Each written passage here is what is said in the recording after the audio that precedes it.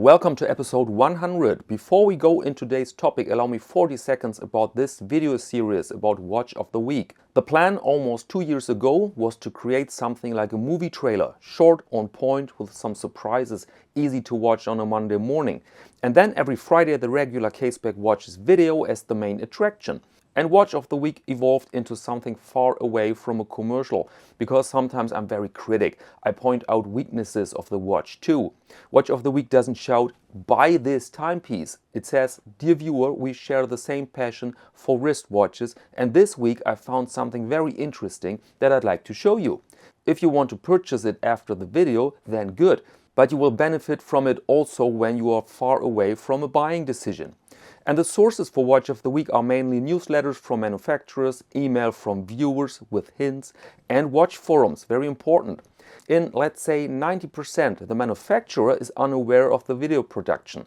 Seldom I ask for better images and then they're warned, but that's it.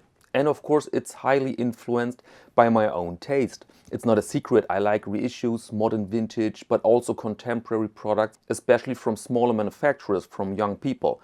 An Omega or Tudor from time to time, and then I think the mix is just right. And now this is enough, let's go back to work here.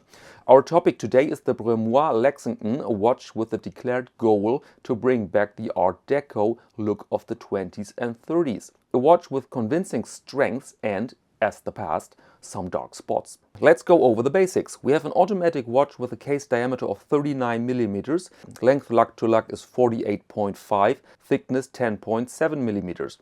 The watch is equipped with a sapphire crystal and the Swiss-made movement STP-111 with 28,800 beats per hour and a 44 hours power reserve.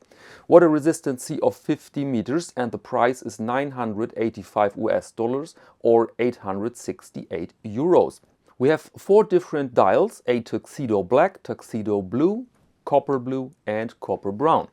So what caught my attention here was, of course, the reference to one of my favorite styles, Art Deco, with all these clean and elegant lines, plus the form of the case. But let's begin with the dial, interesting to look at.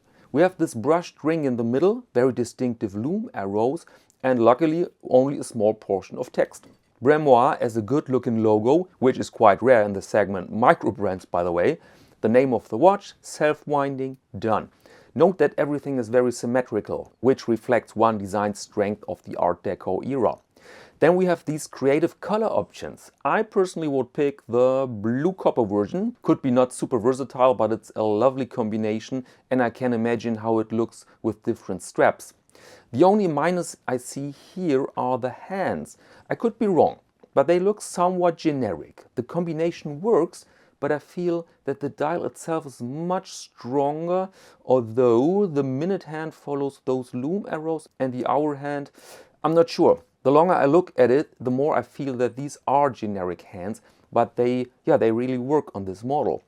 And now the case, nice vintage form and not cheaply made.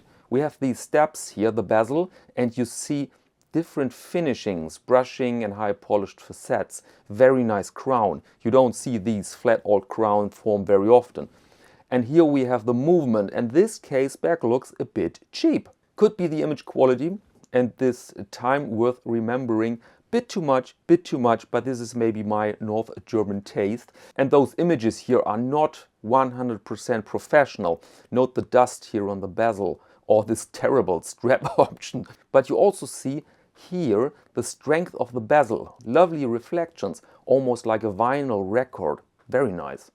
So overall a typical micro brand driven more by enthusiasm than by 100% professionality and profit, which I see as a plus. The price of those seems to be rather high. We are close to the 1K mark with all its competition, and I'm not sure. We have a Swiss-made movement, yes. We have a sapphire crystal. We have a custom-made case, this nice crown, 4 dial versions. All these decisions are expensive for a brand. So I wouldn't say this is helplessly overpriced here, but it's a bit stiff maybe. So conclusion, very interesting watch, beautiful with a lot of potential, especially when you take in consideration the size and all these dial and strap options. So shout out to Bremoir. I wish you luck, guys. I wish you success, 100% success with your Lexington. And that said, let me close episode 100. Thank you very much and see you next Monday to Watch of the Week.